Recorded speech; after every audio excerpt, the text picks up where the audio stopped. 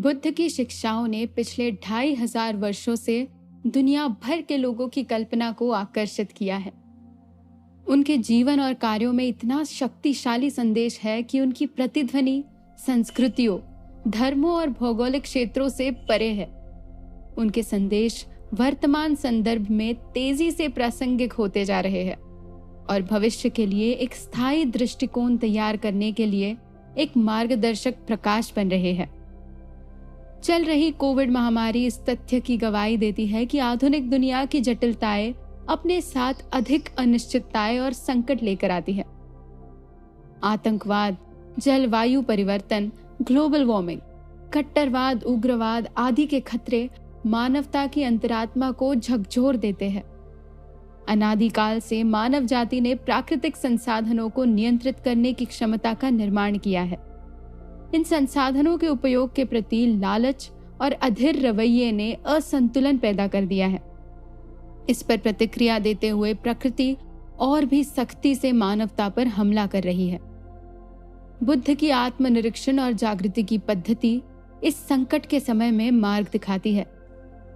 भारतीय संस्कृति और मूल्यों में प्रत्येक प्राणी के समावेशी कल्याण के लिए शिक्षाएं हैं। ज्ञान के इस भंडार ने हमें बड़े पैमाने पर समाज और ब्रह्मांड की बेहतरी के लिए कार्य करने के लिए एक लाभ और एक बड़ी जिम्मेदारी दी है। बुद्ध का आत्मा दीपो भव, इसका पाठ, जिसका मतलब है प्रत्येक व्यक्ति स्वयं के लिए प्रकाश हो सकता है, व्यक्तिगत प्रयासों के माध्यम से स्वयं का उद्धार करता, व्यक्तिवादी दृष्टिकोण को बदलने के लिए उपयुक्त है। हमारे लोकतंत्र पर बौद्ध विचारों और प्रतीकों का प्रभाव गहरा और दृश्यमान दोनों है। लोकसभा में अध्यक्ष की कुर्सी के ऊपर धर्म चक्र प्रवर्तने ऐसे शब्द अंकित है, जिसका अर्थ है धार्मिकता का पहिया चलाना। संविधान की प्रस्तावना स्वतंत्रता, समानता और बंधुत्व के सिद्धांतों को स्थापित करती है, जिनकी जड़ें बौद्ध शिक्षाओं में पाई जा सकती है। B.R. अम्बेडकर ने अपने निबंध the ancient regime, the state of the Aryan society में लिखा है, बौद्ध धर्म एक क्रांति है। ये उतनी ही महान क्रांति थी जितनी फ्रांसीसी क्रांति। हालांकि ये एक धार्मिक क्रांति के रूप में शुरू हुआ, लेकिन ये एक धार्मिक क्रांति से कहीं अधिक बन गया। ये एक सामाजिक और राजनैतिक क्रांति बन गई। 3 अक्टूबर 1954 को ऑल इंडिया रेडियो पर एक प्रसारण में उन्होंने कहा, सकारात्मक रूप से मेरे सामाजिक दर्शन को 3 शब्दों में निहित कहा जा सकता है, स्वतंत्रता, समानता और बंधुत्व। फिर भी कोई ये ना कहे कि मैंने अपना दर्शन फ्रांसीसी क्रांति से उधार लिया है। मेरे पास नहीं है। मेरे दर्शन की जड़ें धर्म में है, ना कि राजनैतिक विज्ञान में। मैंने उन्हें अपने गुरु बुद्ध की शिक्षाओं से प्राप्त किया है। कई मौकों पर अंबेडकर ने स्वतंत्रता, समानता और बंधुत्व के सिद्धांतों की जड़ों के बारे में मिथकों का भांडाफोड़ किया है। उन्होंने बुद्ध की प्राचीन भारतीय शिक्षाओं में उनकी उत्पत्ति पर जोर दिया। अपने निबंध बुद्ध या कार्ल मार्क्स में वे लिखते हैं, समाज का लक्ष्य एक नई नींव रखना है, जैसा कि फ्रांसीसी क्रांति द्वारा 3 शब्दों में संक्षेप में प्रस्तुत किया गया है, बंधुत्व, स्वतंत्रता और समानता। इसी नारे के कारण फ्रांसीसी क्रांति का स्वागत किया गया। ये समानता पैदा करने में विफल रहा। हम रूसी क्रांति का स्वागत करते हैं क्योंकि इसका उद्देश्य समानता पैदा करना है, लेकिन इस बात पर बहुत अधिक जोर नहीं दिया जा सकता है कि समानता पैदा करने में समाज बंधुत्व या स्वतंत्रता का त्याग नहीं कर सकता। बंधुत्व या स्वतंत्रता के बिना समानता का कोई मूल्य नहीं होगा। ऐसा लगता है कि तीनों एक साथ तभी रह सकते हैं जब कोई बुद्ध के मार्ग का अनुसरण करे। साम्यवाद एक दे सकता है, लेकिन सभी नहीं। धार्मिक व्यवहार, ज्ञान, करुणा और सौहार्द का बौद्ध दृष्टिकोण और तृष्णा यानी कि लालच की कमी एक नई विश्व व्यवस्था के लिए बिल्डिंग ब्लॉक्स का एक सेट प्रदान करता है, जहां हिंसा और संघर्ष को कम किया जाता है और प्राकृतिक संसाधनों को कम किए बिना विकास होता है। बुद्ध द्वारा सिखाए गए चरम पदों से बचकर मध्य मार्ग को अपनाने से सत्य का एहसास होता है, जो आगे चलकर संघर्ष से बचने विभिन्न दृष्टिकोणों के मेल मिलाप और सर्वसम्मति प्राप्त करने की ओर ले जाता है। उनके अष्टांग मार्ग ने न केवल दुनिया भर के आध्यात्मिक परिदृश्य को बदल दिया है, बल्कि नैतिक और स्थायी सामाजिक, राजनैतिक और व्यावसायिक प्रथाओं को भी प्रोत्साहित किया है। बुद्ध उस व्यक्ति को दर्शाता है जिसने आत्मज्ञान प्राप्त किया और एक शांतिपूर्ण, सामंजस्यपूर्ण और न्यायपूर्ण समाज के निर्माण के लिए जागृति की भावना रखता है।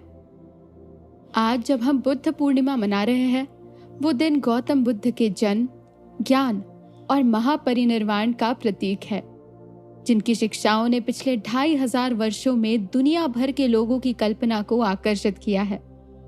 उनके जीवन और कार्यों में इतना शक्तिशाली संदेश है कि उनकी प्रतिध्वनि संस्कृतियों, धर्मों और भौगोलिक क्षेत्रों से परे है।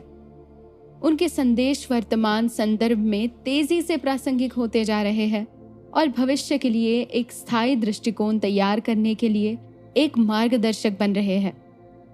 चल रही कोविड महामारी इस तथ्य की गवाही देती है कि आधुनिक दुनिया की जटिलताएं अपने साथ अधिक अनिश्चितताएं और संकट लेकर आती है।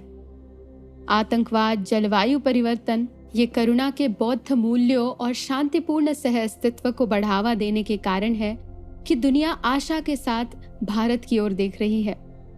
उनकी शिक्षाओं को विश्व स्तर पर स्वीकृत गांधीवादी लोकाचार में प्रतिबिंब मिलता है। विभिन्न अंतर्राष्ट्रीय मंचों पर भारत ने दिखाया है कि सीमित प्राकृतिक संसाधनों के विवेकपूर्ण उपयोग के लिए आवश्यकता लालच नहीं, मार्गदर्शक सिद्धांत है। भारत ने मानवता के कार्बन पदचिह्न को कम करने और साझा जिम्मेदारी के साथ संयुक्त राष्ट्र के सतत विकास लक्ष्यों को प्राप्त करने के लिए व्यवहार परिवर्तन लाने के लिए एक वैश्विक जन आंदोलन आह्वान किया है। 27 सितंबर 2019 को संयुक्त राष्ट्र महासभा को संबोधित करते हुए प्रधानमंत्री नरेंद्र मोदी ने कहा, हम एक ऐसे देश के हैं जिसने दुनिया को युद्ध नहीं बल्कि बौद्ध दिया है। वो आतंकवाद के खतरे को समाप्त करने के लिए संयुक्त कार्रवाई का आह्वान कर रहे थे।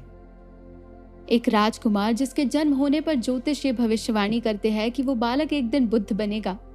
एक राजकुमार जो पैदा होने से पहले ही अपनी माता पिता के स्वप्न में सफेद हाथी के रूप में आया था।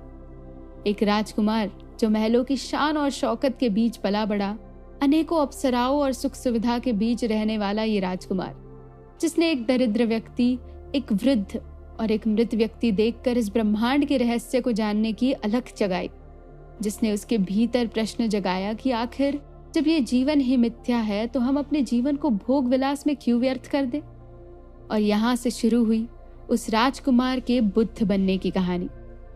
आज पूरे विश्व का चौथा सबसे बड़ा धर्म बौद्ध धर्म है, जिसके 52 करोड़ से अधिक अनुयायी है। ये सभी गौतम बुद्ध की शिक्षाओं के अनुसार अपना जीवन बिताते हैं। इसमें भी 2 प्रकार के अनुयायी हैं। पहले अनुयायी थेरवाद को मानने वाले हैं, जो सबसे पुरानी मान्यता पर आधारित है, और दूसरे महायान बुद्धिज्म को मानने वाले हैं, जो मुख्य तौर से भारत में रहते हैं, जिसमें बुद्ध की अर्ली टीचिंग्स के साथ ही वर्तमान में वज्रयान अर्थात तंत्र विद्या को भी बुद्धिज्म का हिस्सा मानते हैं। बुद्ध के सभी अनुयायी जीवन के 4 सत्यों के आधार पर दुख से मुक्ति प्राप्त करने को ही जीवन का उद्देश्य मानते हैं, जिससे अंत में उनको निर्वाण की प्राप्ति हो। बौद्ध धर्म ऐतिहासिक रूप से सबसे महत्वपूर्ण धर्म है। ऐतिहासिक रूप से, दार्शनिक रूप से नहीं, क्योंकि ये सबसे जबरदस्त धार्मिक आंदोलन था जिसे दुनिया ने कभी देखा। मानव समाज पर फटने वाली सबसे विशाल आध्यात्मिक लहर। ऐसी कोई सभ्यता नहीं है जिस पर किसी न किसी प्रभाव महसूस न हुआ हो। बुद्ध के अनुयायी सबसे उत्साही और आत्मा में बहुत मिशनरी थे। वे विभिन्न धर्मों के अनुयायियों में से पहले थे जो अपने मदर चर्च के सीमित क्षेत्र में संतुष्ट नहीं थे। वे दूर दूर तक फैल गए। उन्होंने पूर्व और पश्चिम, उत्तर और दक्षिण की यात्रा की। वे सबसे अंधेरे तिब्बत में पहुंचे। वे फारस, एशिया माइनर में गए। वे रूस, पोलैंड और पश्चिमी दुनिया के कई अन्य देशों में गए। चीन, कोरिया, जापान गए। बर्मा, सियाम, ईस्ट इंडीज और उससे आगे गए।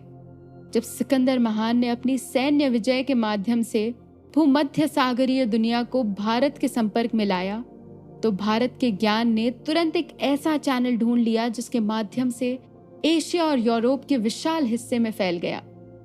बौद्ध पुजारी विभिन्न राष्ट्रों के बीच उपदेश देने गए और जैसा उन्होंने सिखाया